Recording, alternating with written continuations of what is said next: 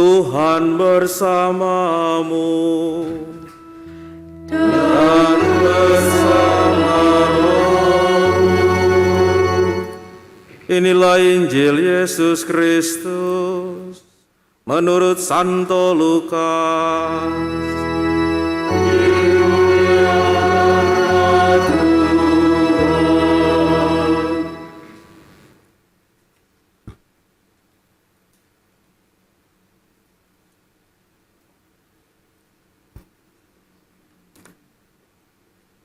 Setiap tahun pada hari raya Paskah, orang tua Yesus pergi ke Yerusalem. Ketika Yesus telah berumur 12 tahun, pergilah mereka ke Yerusalem, seperti yang lazim pada hari raya itu. Seusai hari-hari perayaan itu, ketika mereka berjalan pulang, tinggallah Yesus di Yerusalem tanpa diketahui orang tuanya, karena mereka menyangka bahwa Yesus ada di antara orang-orang seperjalanan mereka. Berjalanlah mereka sehari perjalanan jauhnya, lalu mencari dia di antara kaum keluarga dan kenalan. Karena tidak menemukan dia, kembalilah orang tua Yesus ke Yerusalem sambil terus mencari dia. Sesudah 3 hari mereka menemukan Yesus di bait Allah. Ia sedang duduk di tengah-tengah para guru agama sambil mendengarkan mereka dan mengajukan pertanyaan-pertanyaan kepada mereka. Semua orang yang mendengar dia sangat heran akan kecerdasannya dan jawaban-jawaban yang diberikannya. Ketika Maria dan Yusuf melihat dia, tercenganglah mereka. Lalu kata ibunya kepadanya, "Nak, mengapa engkau berbuat demikian terhadap kami? Lihat, bapamu dan aku dengan cemas mencari engkau." Jawab Yesus kepada mereka, "Mengapa kamu mencari aku? Tidakkah kamu tahu bahwa aku harus berada di dalam rumah Bapakku?" Tetapi mereka tidak mengerti apa yang dikatakan Yesus kepada mereka. Lalu Yesus pulang bersama-sama mereka ke Nazaret. Ia tetap hidup dalam asuhan mereka. Maria pun menyimpan semua hal itu di dalam hatinya. Yesus makin dewasa dan bertambah hikmatnya, ia pun makin dikasihi oleh Allah dan manusia. Berbahagialah orang yang mendengarkan sabda Tuhan dan tekun melaksanakannya. Sabdamu adalah jalan, kebenaran dan hidup kami.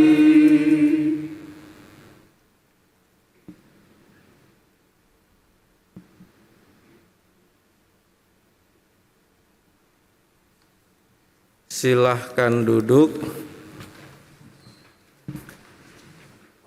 Bapak, Ibu, saudara-saudari terkasih, di sini semuanya sudah menikah. Selain saya, siapa lagi yang tidak menikah atau belum menikah? Ada suster pasti ya. Anak-anak muda. Yang lainnya sudah menikah ya? Dipastikan nih. Ya. Sudah punya anak? Sudah. Karena nanti ini soal keluarga ini bicara soal ayah dan ibu. Yang anak Wisner pasti belum ya. Nah, yang masih anak-anak yang belum menikah, nah ini menjadi pelajaran yang sangat baik ya. Bagaimana menjadi seorang ayah dan ibu. Saudara-saudari terkasih, ini kita berbicara dengan tema Pesta Keluarga Kudus. Dan pada tahun ini bacaannya itu mengenai Injil Lukas. Dan tentu saja dalam Injil Lukas ini bukan bagaimana orang dikunjungi ya. Biasanya bacaan-bacaan yang lainnya berbicara mengenai keluarga. Ini Yesus dibawa ke bait Allah. Nah, pada beberapa waktu yang lalu tahun ini, Paus itu mengajak kita untuk merefleksikan yang namanya satu buku yang judulnya adalah Patris Corde. Artinya adalah hati kebapaan. Yang mau dimaksud adalah hatinya Santo Yusuf itu, hati seorang bapak. Nah, dia tidak menulis, atau Bapak Paus tidak menulis mengenai hati seorang ibu, karena pasti Maria sudah banyak diceritakan dalam kitab suci dan kita tahu hatinya Maria seperti apa. Maka di sini saya tidak hanya berbicara tentang Patris Corde juga, tetapi biar lengkap bicara soal Matris Corde, artinya hati seorang ibu juga. Di sini Patris dan Matris Corde, hati kebapaan dan keibuan muncul dalam apa yang kita dengarkan ini. Dan tentu sebelum kita mendengarkan ini, bayangan kita membesarkan anak dalam tradisi Yahudi mungkin sama dengan dengan tradisi di tempat-tempat lain gitu ya. Tentu Bapak Ibu saudara-saudari ada yang sama, bahwa dalam janji perkawinan, masih ingat janji perkawinan ataupun tujuan perkawinan dalam pelajaran kursus perkawinan Bapak Ibu 10 tahun yang lalu, 15 tahun yang lalu, atau bahkan udah ada yang 50 tahun yang lalu, udah lupa ya. Salah satunya adalah mendidik anak-anak ya, pendidikan anak-anak. Dalam tradisi Israel juga, dalam perkawinan, salah satu tujuannya adalah mendidik anak-anak. Nah, tapi mereka itu memiliki beberapa tahapan. Tahapan yang pertama setelah melahirkan, ya, sampai dikatakan kalau bacaan pertama itu cerai susu, artinya disapih, ya, itu anak sampai dia ASI itu tanggung jawabnya ibu, ya, pendidikannya tanggung jawabnya seorang ibu. Jadi ini Maria nih, pada waktu Yesus lahir kemarin ya, sampai dibesarkan, sampai dia lepas ASI, nah itu adalah tanggung jawab Maria. Nah setelah lepas ASI sampai dengan umur 12 tahun, itu tanggung jawabnya bapak, artinya Yosef di sini ya, dalam tradisi Yahudi. Lalu setelah 12 tahun, kita tahu semua anak-anak di Israel itu dipersembahkan ke dalam bait Allah, diinisiasi. Kalau kita dibaptis, di krisma, diberikan komuni, ya mereka dibawa ke bait Allah. Nah ini seperti cerita yang kita dengarkan pada hari ini. Nah setelah 12 tahun ini, yang mendidik siapa? Yang mendidik adalah hukum Taurat. Ya, jadi anak 12 tahun ini dididik hukum Taurat. Yang menjadi gurunya adalah bukan bapak ibunya lagi, tetapi adalah hukum Taurat. Nah saudara-saudari terkasih, adakah kita yang punya tradisi begini? Kan kita enggak ya. 12 tahun ya kita baptis, lalu kemudian anak 12 tahun ya belajar biasa agama segala macam. Kalau mereka sudah dididik dalam hukum Taurat yang ketat.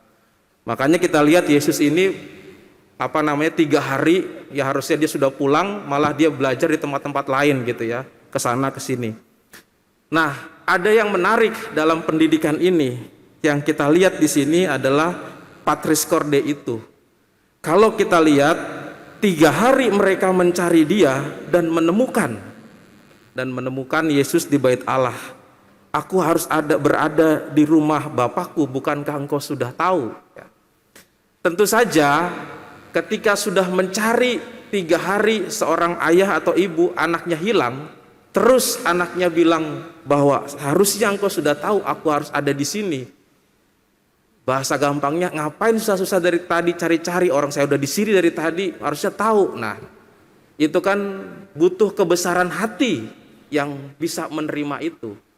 Nah, makanya kalau dikatakan hati seorang ibu dan hati seorang bapak pas di sini. Saudara-saudari tahu, saudara, bahwa Yesus ini maksudnya tidak melawan, tidak membuat marah orang tuanya, tetapi mau ditunjukkan sisi bagaimana ayah dan ibu Maria dan Yosef ini punya hati yang besar. Tadi kalau saya tunjukkan bagaimana Maria mulai pertama mendidik seorang ibu, dan juga tahap kedua adalah ayah sampai umur 12 tahun baru hukum Taurat. Nah, hati seorang bapak dan ibu ini yang mau ditunjukkan adalah kebesaran mereka dalam merawat seluruh ungkapan diri mereka untuk bisa mendidik anaknya ini sampai Yesus itu melaksanakan tugas penyelamatan umat manusia. Kalau bicara soal pertama Patris Corde mengenai hati seorang bapak, Yosef yang mencari Yesus tidak digambarkan dengan begitu detail, tetapi Paus Fransiskus dalam bukunya Patris Corde menuliskan bagaimana Yusuf itu dalam mendidik Yesus, dalam membesarkan Yesus itu punya andil yang luar biasa. Yesus pasti bisa digambarkan adalah menukang, jadi tukang kayu. Itu berkat Santo Yosef. Yesus memiliki hati yang berbelas kasih, juga ajaran dari Santo Yosef. Pertama-tama sebagai manusia ya, kalau sebagai ilahi pasti dia sudah paham dengan sendirinya. Yosef mengajarinya juga. Nah, tetapi yang menarik dari salah satu kutipan dari Paus Fransiskus adalah yaitu Patris Corde ini bagi hati seorang bapak yang pertama adalah menerima. Yang menerima. Menerimanya seperti apa? Menerimanya adalah bagaimana Santo Yosef ini akhirnya mau menerima sesuatu yang di luar dari keinginannya. Yosef mau bertunangan dengan Maria, lalu menikah dan punya anak. Tetapi kemudian rencananya dibalik oleh Tuhan, tunangan, hamil, lalu kemudian punya anak dan menikahnya belum. Nah, ini kan sesuatu yang membuat Yosef kecewa. Dan Yosef berencana mau menceraikan Maria secara diam-diam. Lalu kemudian dikatakan oleh Paus Fransiskus sebagai Patris Corde ini hati seorang bapak yang mau menerima adalah ketika dia merubah rencananya yang tadinya keinginannya dia seperti itu tidak sesuai dengan kenyataan, menerima Maria, mengambil Maria dan akhirnya membawa Maria, menyelamatkan anaknya ketika dia dikejar-kejar ketika sudah lahir oleh tentara dari Herodes. Dan bagaimana Yusuf ini mendengarkan malaikat untuk mengambil Maria, taat.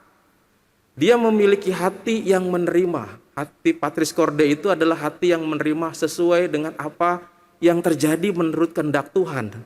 Nah, ini hati yang besar seperti ini kadang-kadang dimiliki oleh seorang bapak-bapak ya, atau juga ibu-ibu, itu juga susah. Kadang-kadang kita pengen anak maunya begini, anak maunya begitu, keadaan seperti ini. Tetapi Yosef ini mau mendengarkan Allah, mau bagaimana anak ini nantinya. Dan bagaimana rencana Tuhan terhadap diri saya. Saya punya rencana planning begini, tetapi ternyata Tuhan gak mau begini. Tuhan menjadikan seperti ini. Pahit sekali Yosef menerima kenyataan itu tadi awalnya. Tapi dia terima itu pelan-pelan sehingga dia akhirnya bersuka cita terhadap pengalaman yang pahit itu.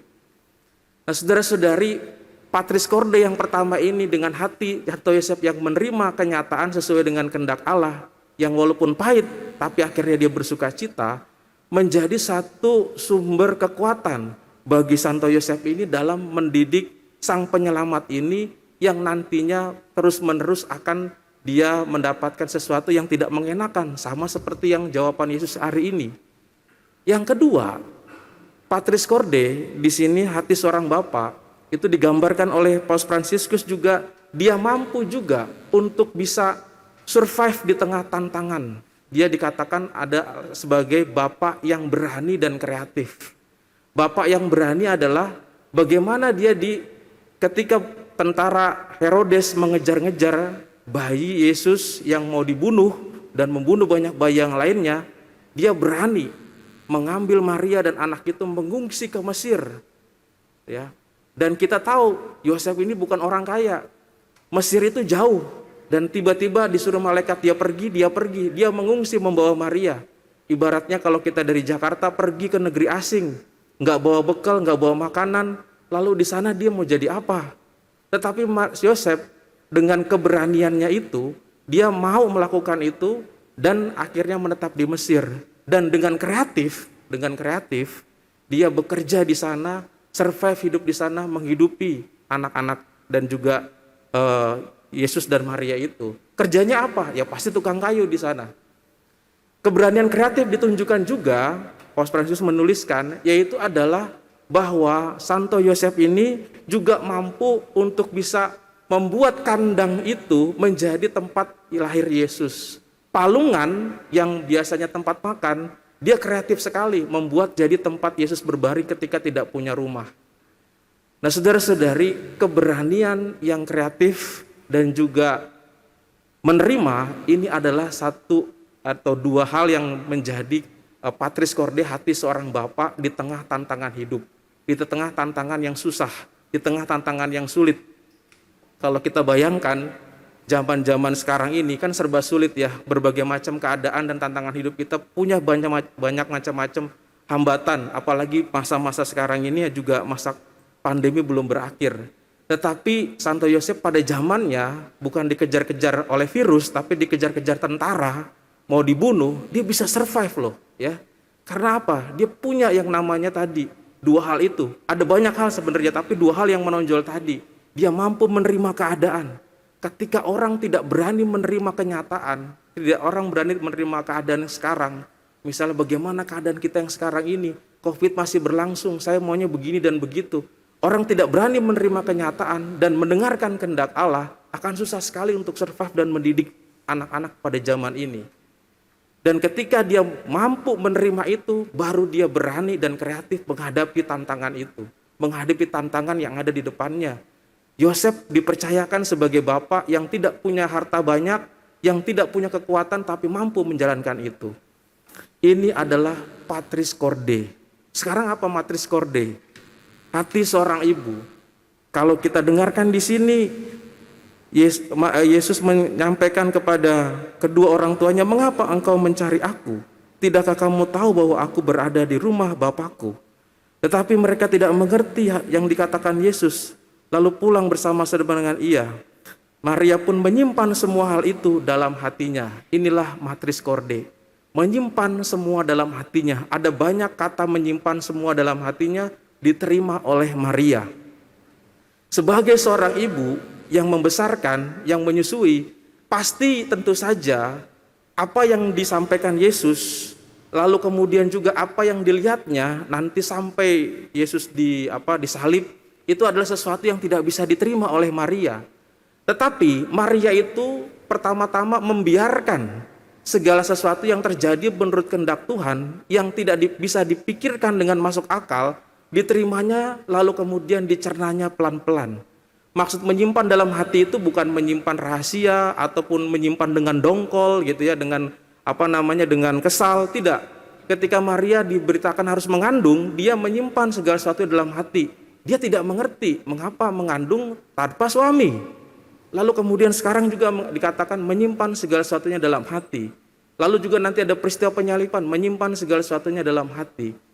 Dan ini menyimpan segala sesuatu dalam hati adalah kebesaran hati seorang ibu untuk menerima dan juga melihat kehendak Allah yang kadang-kadang tadi sama seperti Yosef, tidak sesuai dengan apa yang dia inginkan, tidak sesuai dengan apa yang dia pikirkan, tetapi tidak membuang apa yang dimaksudkan Tuhan, tidak membuang apa yang diinginkan Tuhan, tapi menyimpan segala sesuatunya sampai mengerti betul-betul. Nah, kadang-kadang juga pada zaman sekarang ini kita kan susah untuk menerima keadaan ya, untuk menerima rencana Tuhan, apalagi kenyataan yang ada. Dan orang kadang-kadang memikirkan dulu apa yang dia inginkan, tanpa juga memikirkan apa yang menjadi kehendak Allah. Nah, saudara-saudari terkasih, patris dan matris corde ini adalah dua hal yang menjadi tolok ukur dalam keluarga kudus. Nah, bagaimana kita mampu untuk menjadi patris dan matris corde? Ya, tentu saja bukan hanya bagi tanggung jawab seorang ayah dan ibu dalam keluarga, tetapi juga ini matris dan matris corde adalah nilai yang sangat penting bagi kita yang mau survive dalam kehidupan yang seterusnya, yang punya berbagai macam tantangan. Hati seorang bapak yang mau menerima, yang kreatif dan berani. Hati seorang ibu yang mau menyimpan segala sesuatunya dalam hati. Dan tentu saja mengenali rencana dan kehendak Tuhan.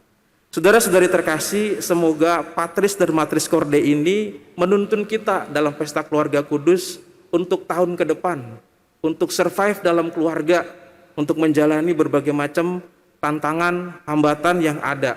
Dan tentu saja kita berdoa, semoga semuanya itu bisa menjadi patris dan matris corde ini, Yosef dan Maria ini punya hati kebapaan dan keibuan karena bimbingan Roh Kudus. Kita berdoa semoga Roh Kudus senantiasa mendampingi keluarga kita. Tuhan memberkati kita. Amin.